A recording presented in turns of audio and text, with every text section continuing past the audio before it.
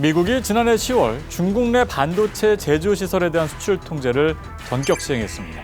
중국 내 반도체 공장에서 미국산 장비를 사용하지 못하도록 한 거죠. 자, 그렇다면 이 수출 통제의 효과 어땠을까요? 대외경제정책연구원이 6일 관련 보고서를 냈습니다. 중국의 반도체 제조 장비 수입 규모가 크게 감소했습니다. 수출 통제 전인 2022년 1월부터 9월과 그 이후인 2022년 10월부터 올해 2월까지를 비교 분석했는데 같은 기간 한국의 월 평균 반도체 제조 장비 수입액은 2% 늘었지만 중국은 22% 줄어든 것으로 나타났습니다. 업황 때문이 아닌 수출 통제로 인한 감소라고 볼 수 있는 부분입니다. 여기에 더해 미국은 지난달 21일 반도체 지원법 가드레일 조항의 세부 규정도 발표했습니다.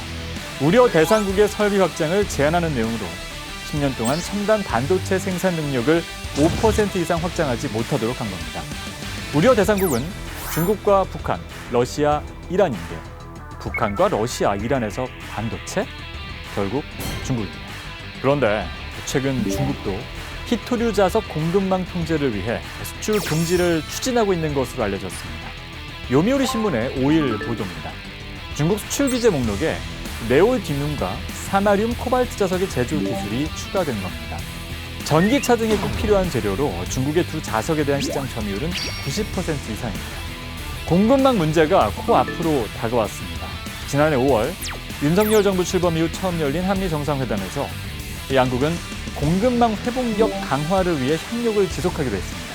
그리고 약 11개월 만에 양국 정상이 다시 만납니다. 올해는 한미동맹 70주년이기도 하죠. 가드레일 조항으로 국내 반도체 기업의 불확실성은 여전하고 경제 안보 상황도 안개속입니다. 이번 한미 정상회담에서 실질적인 동맹으로서 어떤 공급망 협력이 이루어질지 지켜봐야겠습니다.